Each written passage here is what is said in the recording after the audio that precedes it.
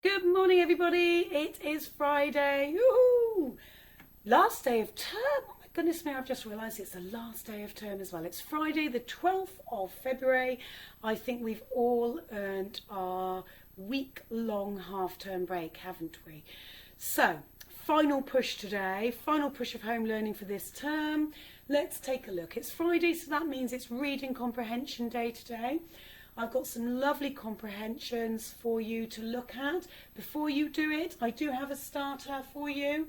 Take a look, please, at this website page, BBC Bite Size. You're familiar with BBC Bite Size. I would like you to take a look at this inference-based video. So what is inference? We use this word a lot in school. We've used it already when we've talked about using inference skills to imagine what's on that music video and how people are feeling. We talk about it when we're doing reading and comprehension in particular. So have a look at this. It could just make a little bit more sense to you exactly what skills you are using today. So do this first. When you've done that, move on to choosing your comprehension. Now there is a choice, as always.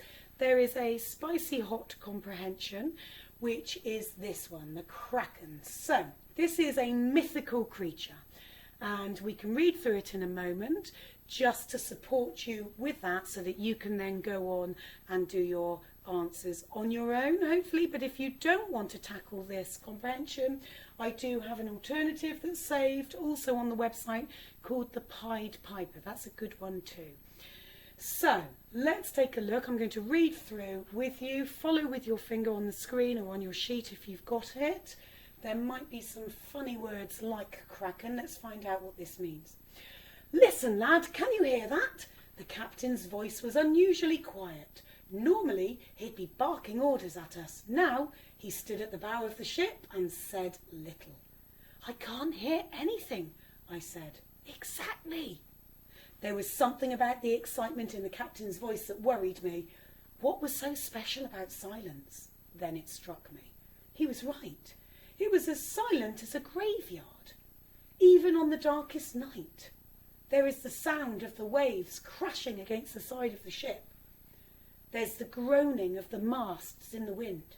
Tonight, there was nothing. Salt spray whipped against my face and stung my lips, and the boat rocked with the action of the waves, but there was no sound. It was as though all noise was being sucked away into the inky ocean. Land ahoy! Came the cry from the top of the mast. We all spun around. The captain hollered back up to the man that this was impossible. We were miles from land. The lookout was adamant. Adamant means certain. He could see land. We all raced to the port side of the deck and strained our eyes to see further into the darkness. We could all see it now. There was the glint of a speck of moonlight bouncing back from a towering rock. It seemed to rise up out of the water, taller than our highest mast. Suddenly the rocky island opened an eye, and the silence was shattered by a deep bellow of anger. A long, tentacled beast slithered slowly out of the surf and curled in the air above us. Enormous suckers the size of a man's head covered the underside. One giant eye blinked slowly, and so close to our boat that I could see the glistening moisture around the pupil. "Kraken!" yelled one of the men somewhere on the deck. I didn't have time to figure out who it was. The snake-like limb of the beast was crashing down towards me. I threw myself to the side just in time. I heard the wood splinter behind me. Fresh waves crashed over the side of the boat and soaked me to my skin. I shivered and stood up. Several of the monster's arms were wrapped around the ship by this point. It had us ensnared. I glanced around for any sign of the captain. He wasn't on the deck. But then I spotted his deep blue jacket and red hat in the water. He'd abandoned ship and was swimming for it. The coward! As I watched, one of the tentacles slapped down into the ocean and dragged him under. For a moment I stood frozen to the spot. Wood cracked and splintered around me as the kraken tried to tear the boat in half. I watched in a dream as an empty barrel rolled past me. An idea struck. Quickly, I grabbed the barrel and rolled it towards the far side of the deck, as far away from the kraken as possible. Once I was sure I was alone, I clambered inside and pulled the lid tightly back onto the top. I rocked my body until I felt the strange sensation of falling, followed by the heavy smack as I hit the water. The barrel bobbed for a moment before righting itself like a cork. All I had to hope now was that the tide took me somewhere friendly. Okay, slightly disturbing and scary, as most mythical creatures are, but I want to know what you've understood from reading that. So, you'll see that the questions have been split into a vocabulary focus. So take a look at the first 5 questions. These are all to do with the words and thinking about the vocabulary in the text, the phrases that are used, what can they mean. Please don't just look and think you don't know. Go and read the sentence that it is in, even read the sentence before and the sentence after.